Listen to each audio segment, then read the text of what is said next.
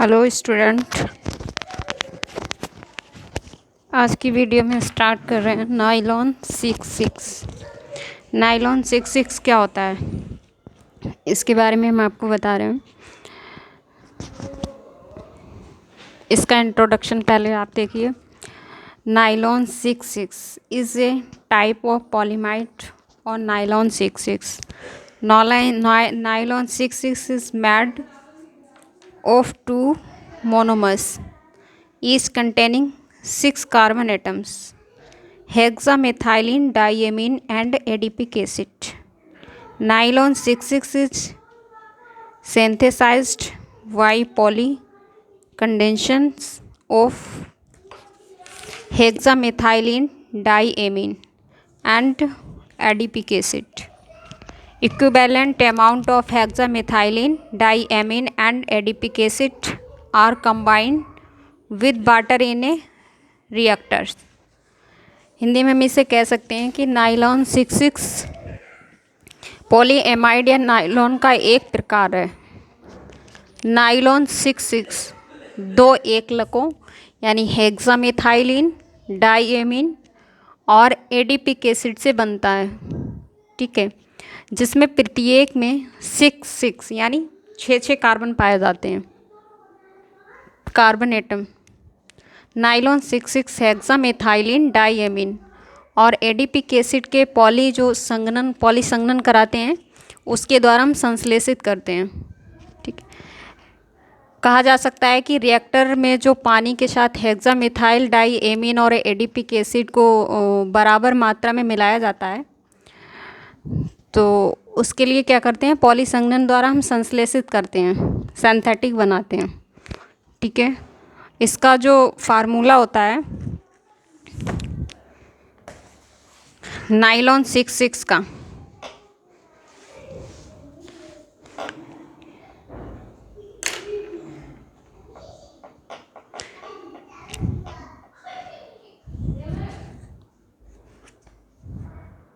Nylon 66 formula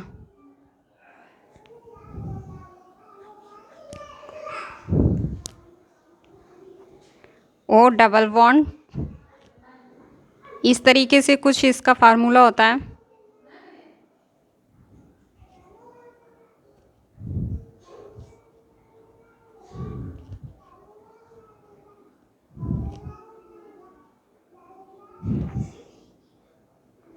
यहाँ double bond लगा होता है, डबल बॉन्ड के साथ ओ जुड़ा हुआ होता है, यहाँ पे एन, फिर सिंगल बॉन्ड,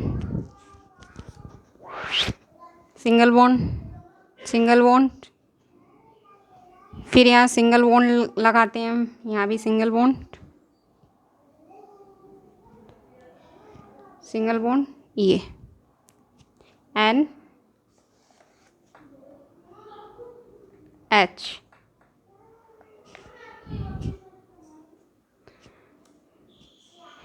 यहाँ भी एन के साथ हाइड्रोजन एटम जोड़ते हैं,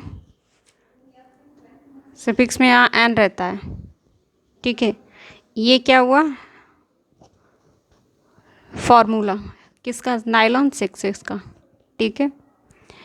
इसको हम बोलते हैं हेक्सामेथाइलिन डाइएमीन एडिपिक एसिड। हेक्सामेथाइलिन का मतलब होता है यहाँ पे 6 कार्बन एटम है, उसके साथ मेथिल डाइएमीन और एडिपिक एसिड भी ऐड है, ठीक है। अब देखते हैं नाइलॉन 66 की properties. Nylon 6 properties of nylon 66 of nylon 66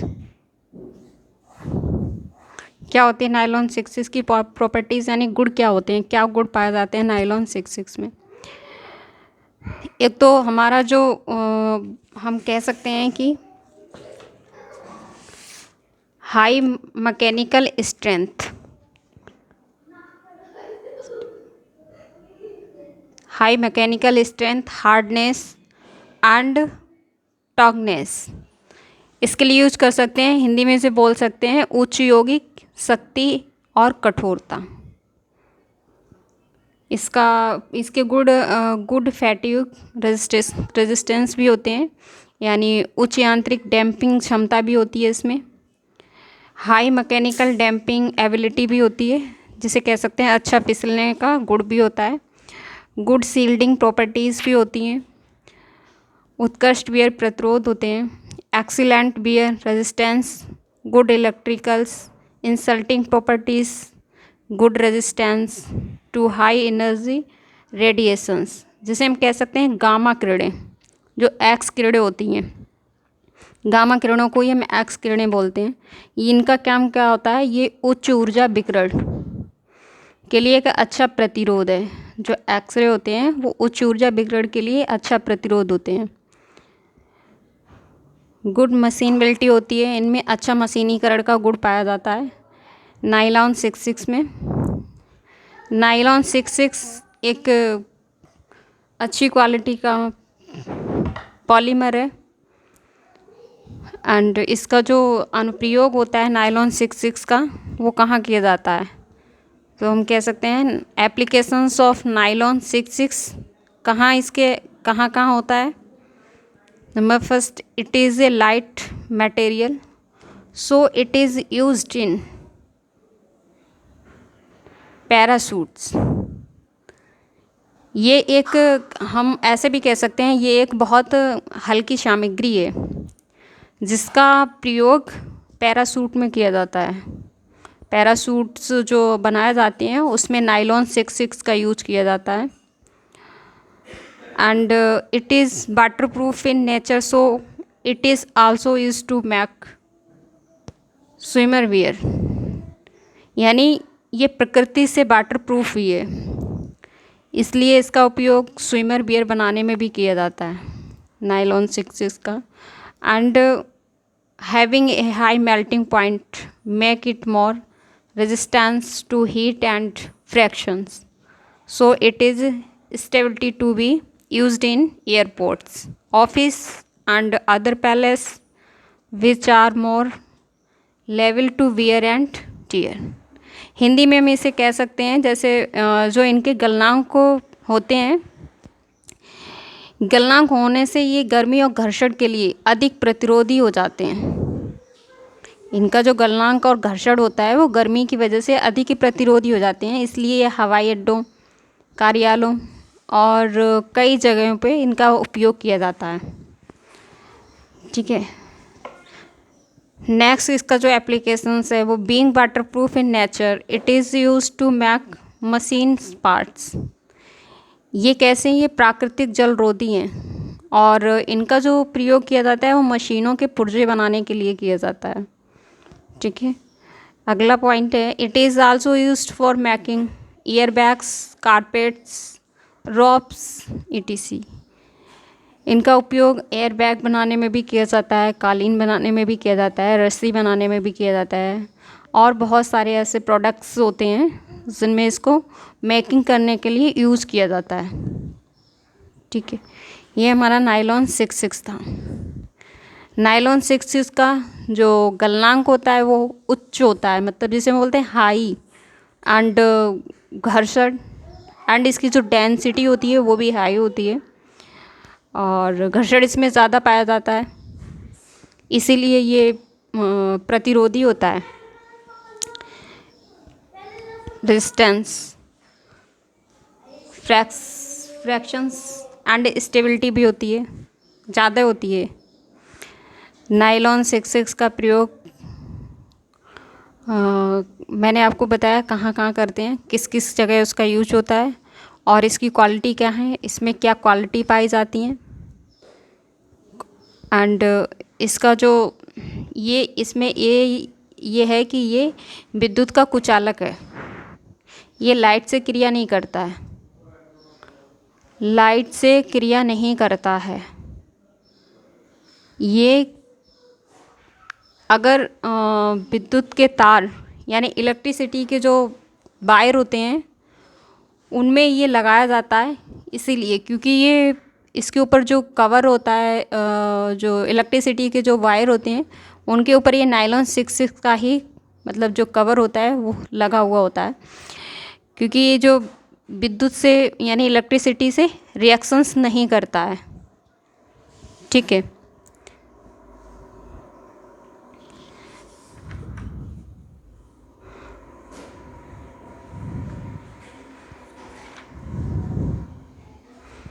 अब हमारा जो नेक्स्ट टॉपिक है वो हम ले रहे हैं प्लास्टिक।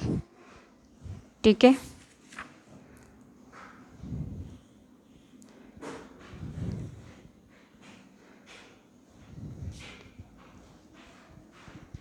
प्लास्टिक क्या है?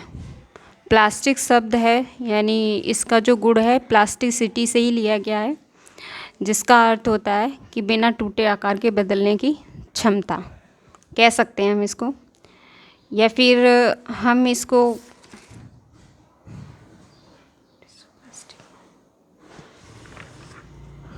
ऐसे कह सकते हैं कि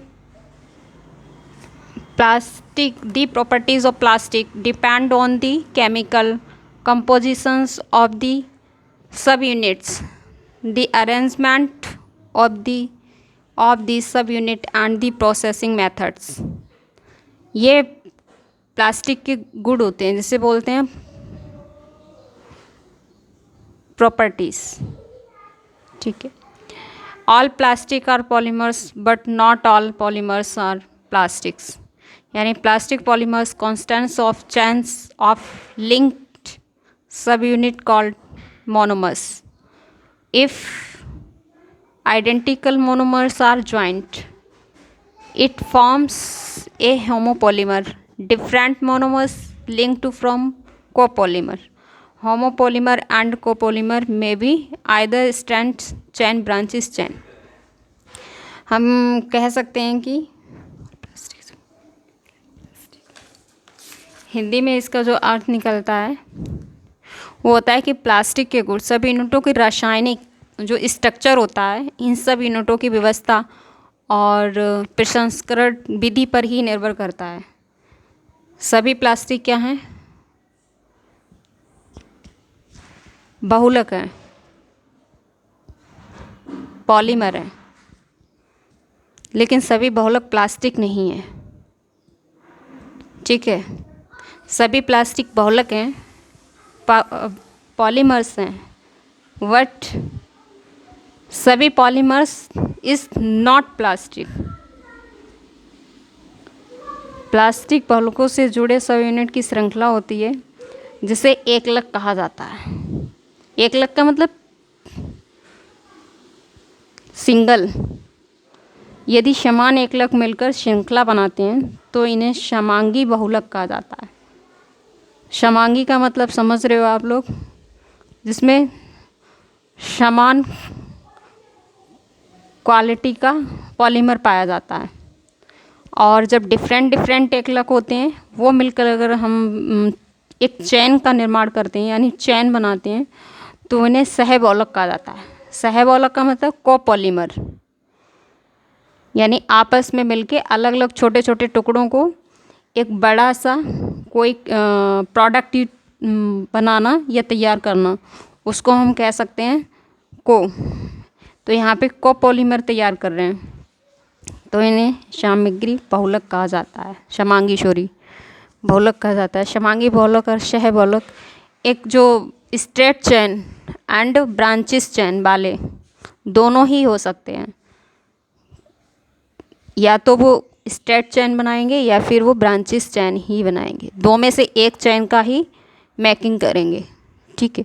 प्लास्टिक के जो अन्य भी बहुत सारे ऐसे गुण होते हैं, जैसे ये क्रिस्टलीय एंड अर्ध क्रिस्टलीय भी हो सकते हैं।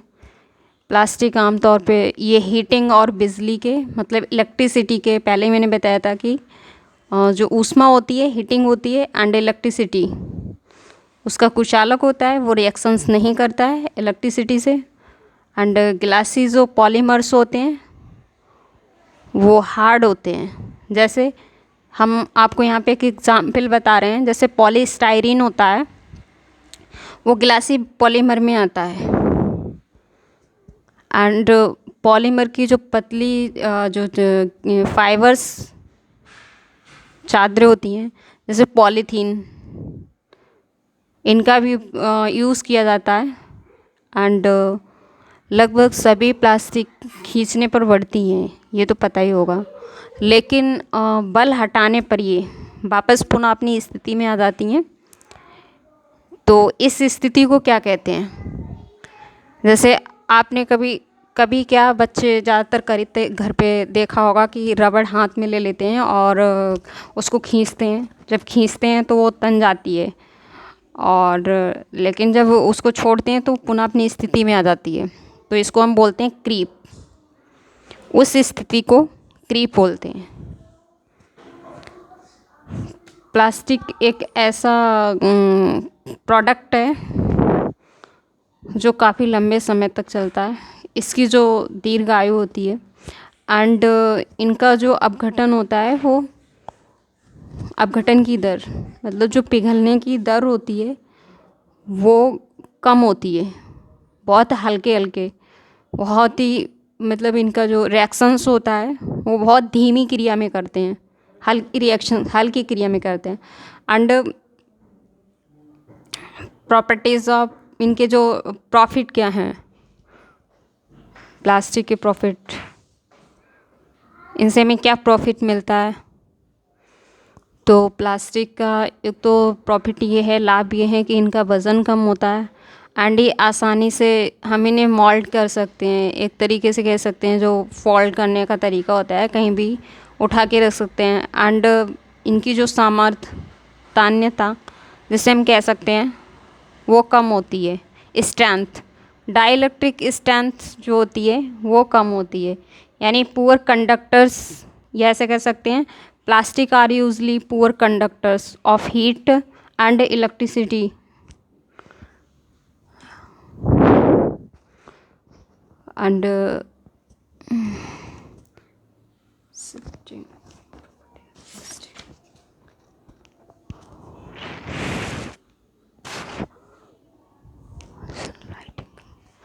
एंड हम इसको ऐसे कह सकते हैं, plastic are light in weight. Plastic का जो वेट होता है वो लाइट होता है and they can be easily moulded and have excellent finishings. इसकी जो फिनिशिंग्स होती है वो भी अच्छी आती है। And this process very good strength and toughness. Toughness का मतलब तनाव, इसका जो तनाव होता है वो क्षमता अधिक होती है, सामर्थ्य भी अधिक होता है इसका, strength. And the process good shock absorption capacity. इसकी जो बोला था हमने कि झटका लगने की जो क्षमता होती है वो भी इसमें अधिक पाई जाती है। Plastic are corrosion resistance chemically inert. Plastic जो संरक्षण प्रतिरोध होता है वो क्या होता है, रसायनों में यानी केमिकल में अक्रिय होते हैं। ये जल्दी केमिकल से रिएक्शंस नहीं करते हैं। They have low thermal expansion of coefficient and process good thermal and electricity insulting properties. ऐसे कह सकते हैं कि प्लास्टिक का जो ऊष्मीय एक्सपेंशन होता है वो कम होता है। And plastic is very good water resistant and process good at cheapness. यानी इसका जो प्लास्टिक का जो ऊष्मीय विद्युत कुचालकता होती है वो बहुत अधिक होती है।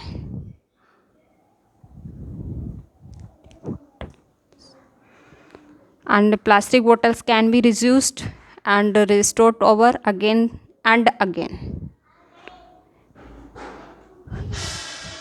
कह सकते हैं इसको कि इसको प्लास्टिक की जो बोतलें होती हैं उनको पुनः प्रयोग में लाया जा सकता है और इनका भंडार भी बहुत आसानी से हम कर सकते हैं, क्योंकि इनको तोड़ने में आसान नहीं होता है। प्लास्टिक जो होती है उसको तोड़ने को आसान नहीं कह सकते हैं। उसको तोड़ेंगे फिर पिघलाना पड़ता है, पिघलाने के बाद फिर उसको जैसे चाहे हम उसको रूप में इसको हम दे सकते हैं।